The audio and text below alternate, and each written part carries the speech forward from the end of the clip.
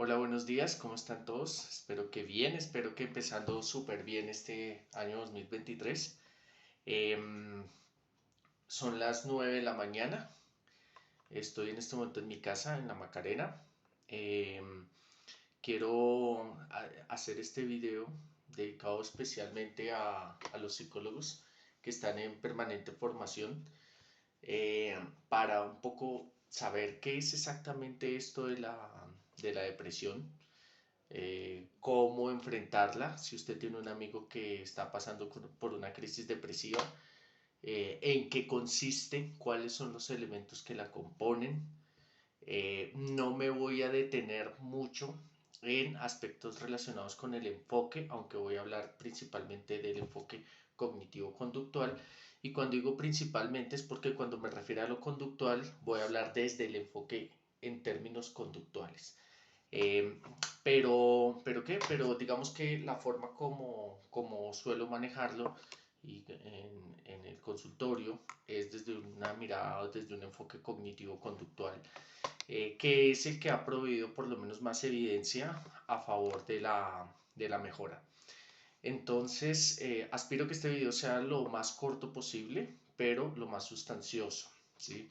Eh, Quiero dejarlo además subido en el grupo de clases de Daniel Páez, pero también pues lo voy a dejar de forma libre para quien lo quiera consultar después digamos, ampliar la red de psicólogos que quieran un poco profundizar sobre este tema.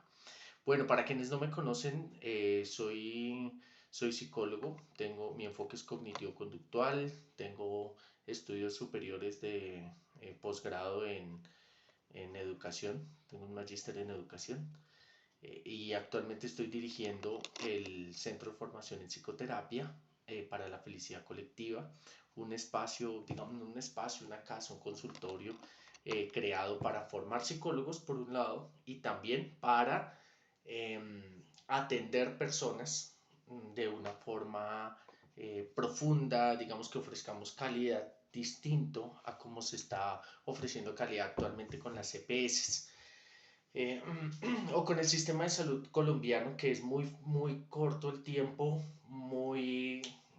no siempre te atiende el mismo psicólogo, y a veces sacar cita se demora muchísimo tiempo.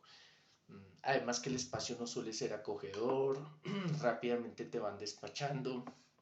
Entonces, en el centro de formación, pues lo que nosotros buscamos es que la persona sea atendida y se le dé toda la atención que se merece. Entonces, actualmente estoy dirigiendo este centro de formación y, y actualmente, pues, para quienes no lo sepan, estoy sacando adelante una postrería en Chapinero, como un proyecto independiente aparte, una forma de diversificar eh, mis ingresos económicos y de tomar algunos riesgos que creo que vale la pena tomar a veces en la vida. Entonces, pero mi principal trabajo es el de la psicología. Mi principal aporte está relacionado con el bienestar de las personas. Así que muchas veces me consultan por cómo funciona aquello de la depresión, cuál es el papel que cumple, y sobre eso me va a referir. Entonces, para entrar en materia de forma inmediata, me voy a referir de la siguiente manera. La depresión es un fenómeno eh, conductual, y como conductual, eh, mm, que tiene un impacto en el ambiente y que hay cuestiones ambientales que influyen en la conducta del sujeto. ¿Esto qué quiere decir? En palabras del rabino Shankar, decía básicamente: la persona crea una atmósfera a través de sus conductas, la persona crea una atmósfera, llamémosle así, triste o depresiva o sin sentido, porque estar triste no es estar deprimido, es como una atmósfera en donde nada tiene sentido, ni lo que está pasando en el mundo, ni mi idea del futuro, el futuro no tiene sentido, y tampoco tiene sentido mi propia percepción de mis habilidades, de mi capacidad de enfrentarme al sinsentido del mundo, pues también parece muy débil o me siento muy con pocas capacidades para enfrentar estas dificultades. Entonces, en ese sentido, estamos hablando de una reunión, de una interacción entre el individuo con su entorno. Y esta interacción dada por sus conductas. Entonces, ¿qué es lo que sucede? Cuando una persona llega y dice estoy deprimida, por lo general sus conductas están dirigidas hacia el aislamiento, ¿sí? Que poniéndolo en otros términos más precisos, están dirigidas hacia la evitación o hacia el escape. Es decir, la persona trata de evitar los estímulos que sean potencialmente, que le den una potencial recompensa. Por lo tanto, ¿qué es lo que hace la persona? Se aísla, se encierra, duerme mucho, queda un poco rumiando dentro de sus propios pensamientos, aunque el pensamiento pues ya haría parte pues de otro momento, pero lo cierto es que la persona lo que hace es que busca salir del contacto con otros porque esto le parece especialmente abrumador precisamente porque no ve salidas, ¿sí? Mm, entonces, ¿qué es lo que pasa? Eh,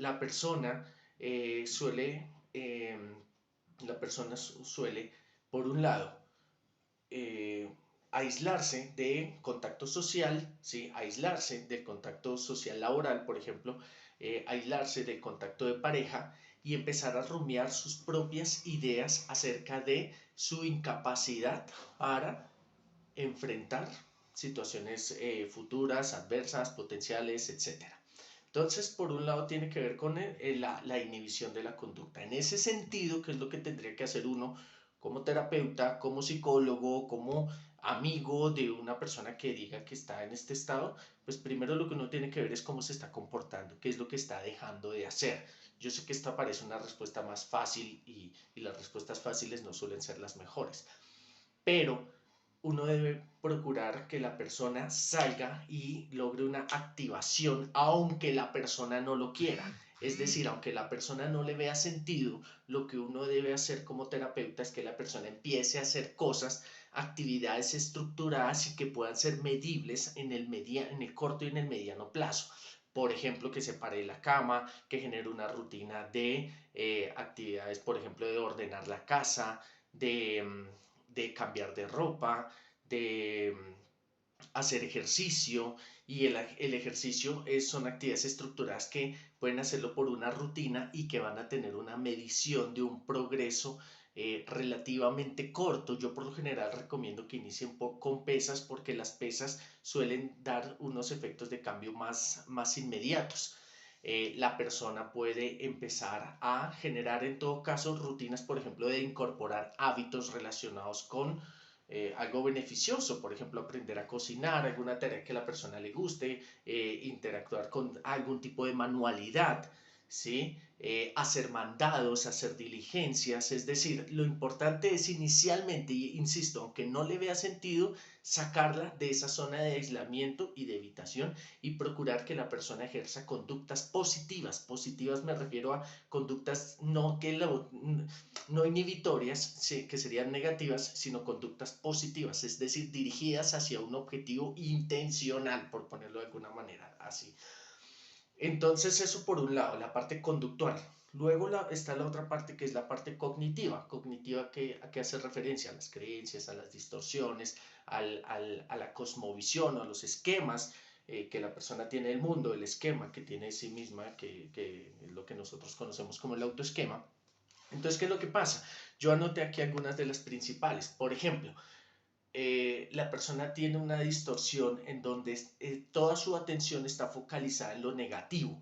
Entonces, ¿cuál es su discurso narrativo? Su discurso narrativo básicamente es que todo está mal, ¿sí? Que nada sale bien, que todo está mal en el mundo a nivel sociedad, todo está mal en el mundo a nivel familia, todo está en el mundo a nivel de cómo esa persona fue criada, de las oportunidades que tiene, entonces, esto hace que la persona no vea otras opciones, no vea toda la torta, sino está centrada únicamente en la porción de la torta que es más negativa, que por lo demás existe. Es decir, no se trata de negar esa condición, ese elemento negativo que tiene la vida, porque la vida es una mezcla entre cosas positivas, placenteras, pero también negativas y displacenteras, pero la persona se concentra cognitivamente, presta foco en solo eso, entonces genera rumiación y una especie de ciclo o una especie más bien de bucle en donde la persona no se retroalimenta, entre otras cosas, porque no se expone conductualmente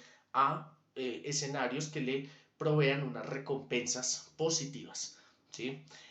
Otra distorsión muy común es la personalización, es decir, la persona asume que lo que le está sucediendo es para ella, es decir, eh, es como que toda mi familia siempre piensa que yo soy un fracasado, mi hermano me hace mala mirada, mi tío siempre está pensando que yo soy un inútil, mi papá me dejó porque no me quiere, ¿sí? Entonces la persona, en vez de considerar otras opciones, como por ejemplo que el papá que lo abandonó no lo hizo porque no lo quisiera, sino porque ese mismo papá por ahí se vio en la incapacidad por sus razones de no criar a su hijo por las razones que él haya tenido, pero no necesariamente por no haberlo querido, o que, por ejemplo, las sociedades están llenas de desigualdad, están llenas de injusticia, están llenas de falta de oportunidades, por lo tanto, eh, es como si pensaran equivocadamente que la sociedad tiene que ser perfecta, que la familia tiene que ser perfecta, que su pareja tiene que ser perfecta, que todo tiene que estar dado para que esas personas puedan rendir en sociedad y no que puedan ser constructoras de algún tipo de beneficio social para todos, ¿sí? Pero no, la persona está centrada primero, en lo negativo, como lo decía al principio, pero además como que algún gesto, alguna palabra, algún elemento de la crianza ha sido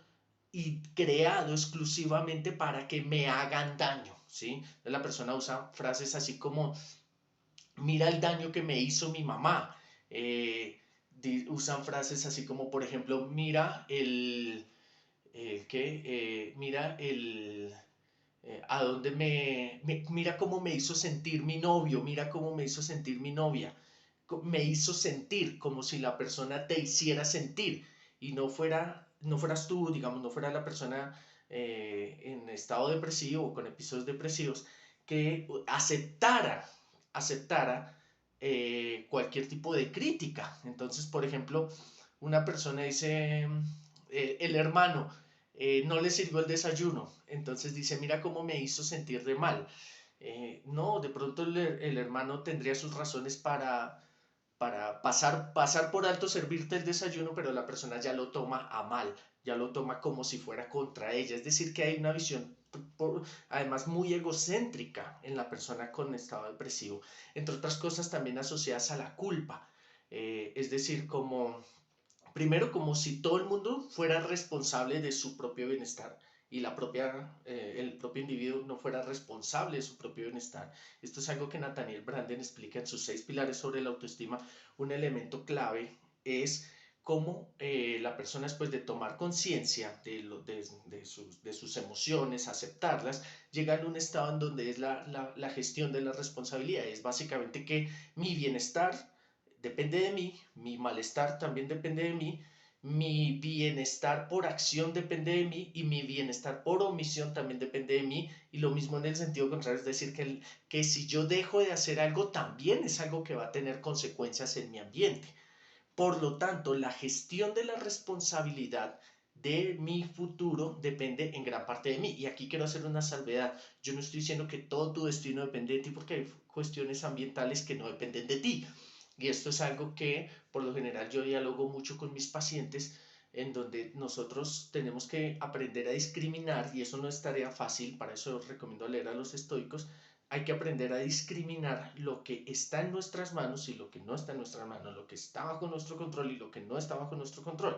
Pero distinguir esa línea, trabajar por lo que está bajo nuestro control y tratar de mitigar los efectos de lo que no está bajo nuestro control, pero en todo caso aceptarlos, aceptar que hay muchas cosas que no están bajo nuestro control, pero nosotros nos concentramos en dirigir nuestras acciones de mejora hacia lo que puede estar bajo nuestro control. Esto no garantiza el éxito, ¿sí? Pocas cosas lo garantizan, pero definitivamente evita que la persona quede completamente aislada sin experimentar la vida. ¿Sí? Cuando una persona experimenta la vida, mejora su autoeficacia. Y cuando la persona mejora su autoeficacia, mejora su autoestima. Y cuando una persona mejora su autoestima, mejora también su forma de... mejora también su forma de enfrentarse al mundo, de enfrentar a los problemas que la vida depara, ¿sí? Entonces, si vamos con dos elementos, la inhibición conductual, lo que uno debe procurar es activar a la persona realizando actividades, aunque inicialmente no les vea sentido. ¿Por qué? Porque recuerden que existe una tarea cognitiva, es decir, que cuando la persona empieza a ejecutar tareas, empieza a tener recompensa tanto emocional como cognitiva. Y eso hace que se genere una especie de, se rompe un ciclo y se empieza a abrir a otras posibilidades que la misma persona no conocía de sí misma, ¿sí? Por lo tanto, una persona cuando busca la mejora de sí misma a través de acciones, en el mediano plazo lo que empieza es a sentir que esto le hace experimentar algo que antes no había sentido y que puede potencialmente tener sentido para ella a mediano y a largo plazo. Entonces, por un lado. Y por otro lado, evaluar cuáles son las creencias disfuncionales en esa persona que son las que por lo general lo traban. Por ejemplo, yo me equivoqué, yo he sido una mala persona y como si ese castigo no tuviera posibilidad de repararse, sea con la persona agredida o sea con otras personas en el futuro. Es decir, que uno siempre puede mejorar a pesar de todos los errores que haya cometido y a pesar de todos los errores que va a volver a cometer. Por lo tanto, es muy sano que una persona se entienda a sí misma como alguien que potencialmente puede hacer daño, pero potencialmente también puede reparar, y lo de la reparación ya es de forma consciente. Fíjense que muchas veces nosotros cometemos el error de lastimar a otras personas, pero sin culpa, digamos, sin haberlo pretendido, o con poca información en su momento, pero después podemos aprender a tener una conducta reparadora con otros individuos y eso nos hace mejorar a nivel individual, a nivel familiar, a nivel de pareja y a nivel social. Entonces fíjense estos dos elementos, conducta y creencias disfuncionales o pensamientos distorsionados. Después hay otro tema que ya tiene que ver con qué tipo de argumentos son los que la persona suele aceptar. En esto hay de todo tipo, ¿sí? Y por eso es que yo recomiendo que los psicoterapeutas sean personas cultas, es decir, personas que están permanentemente estudiando, permanentemente en formación, ¿sí? Y entonces, ¿qué es lo que se busca? Que el individuo lo que haga sea conocer, por ejemplo, lo que dice su propia religión.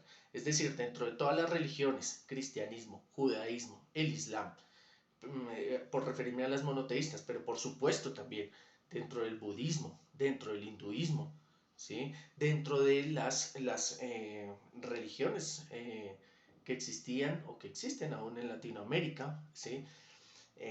Pero que no hacen parte, digamos, del pensamiento occidental. En todas existe la reparación, en todas existe la posibilidad de mejorar a nivel individual, conectarnos de otra forma con el universo, con el ambiente, con nuestro entorno, eso sale a partir de las creencias del individuo, pero por otro lado también las creencias pueden ser filosóficas. Es decir, una persona no necesariamente tiene que ser religiosa. Ahí es un caudal argumentativo alto, por lo tanto, por eso digo, el psicólogo, psicoterapeuta debe procurar estar informado sobre qué es lo que dicen las religiones sobre la mejora personal, pero también sobre, a nivel filosófico, qué nos ha enseñado la filosofía, la buena filosofía, la filosofía de hace 2500 años de Grecia, de la actual Turquía, del Imperio Romano, qué es lo que nos enseñan.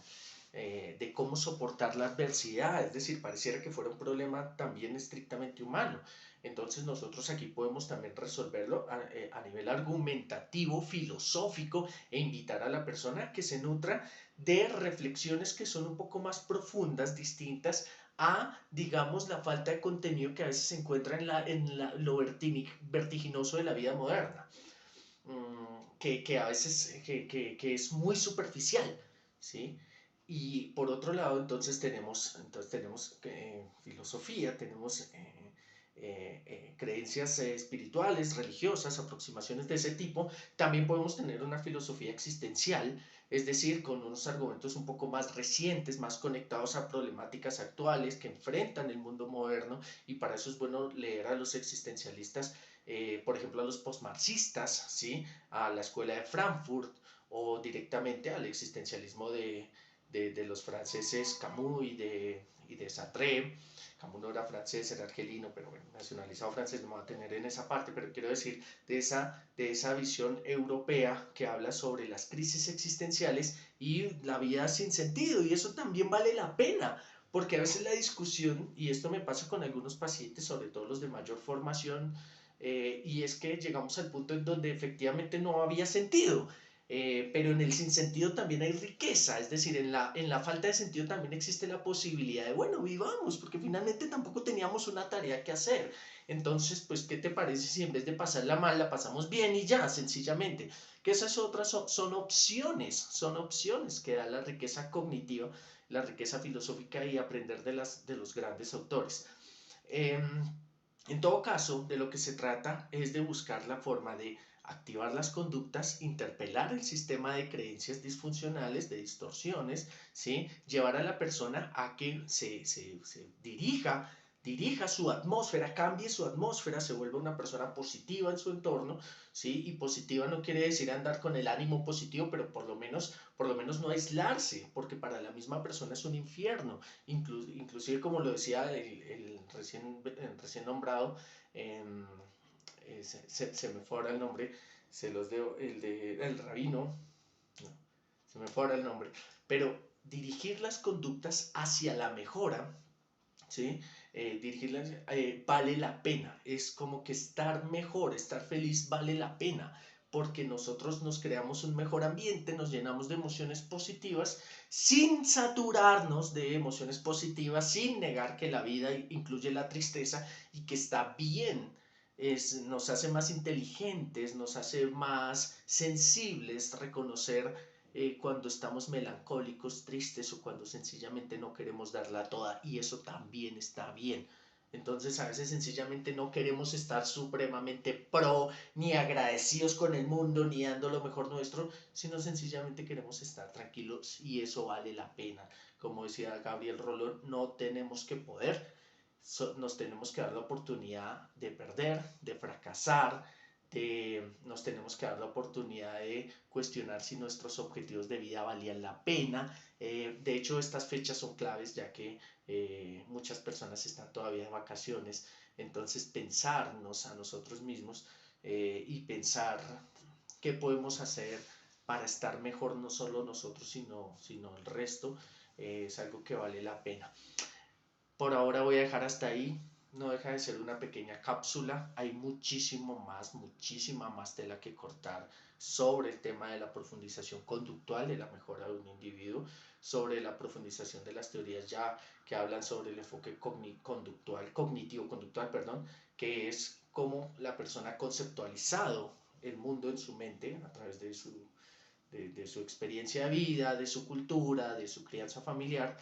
Y por otro lado, de cómo estos dos elementos pueden procurar formar un ambiente mucho mejor para las personas que están ahora trabajando en el área organizacional, educativa, o alguna de corte social, social o comunitaria, como nosotros podemos producir ambientes mucho más amigables para que la persona mejore su actuar con su autoestima, o por lo menos evitar estas crisis depresivas.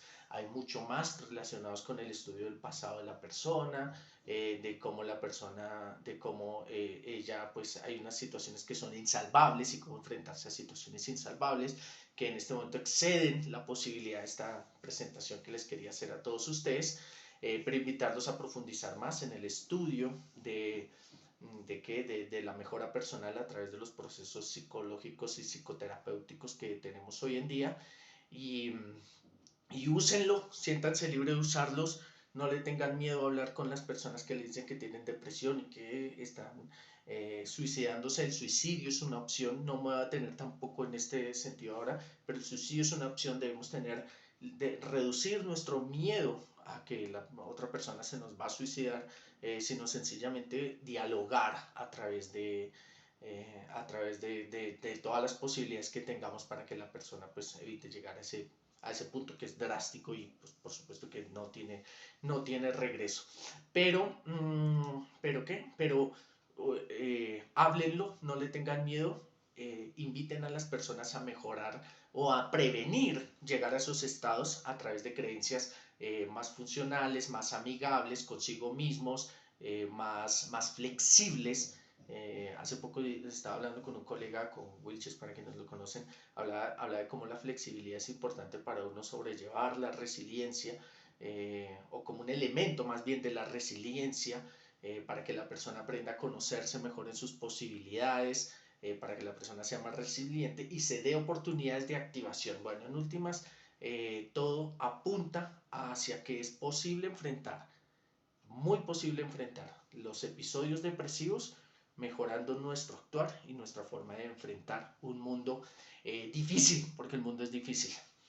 Bueno, estudiantes de psicología, psicólogos, profesionales de la mente, personas que les interesa este tema, espero pues no me haya excedido, no les haya tomado mucho su tiempo. Voy a dejar por ahora hasta ahí. Díganme si quieren que hable sobre algún tema en particular más y nos estamos hablando. Los espero en el centro de formación. Cuídense mucho, tómense un café, díganle a la familia que la quieren y nos veremos pronto. Chao, chao.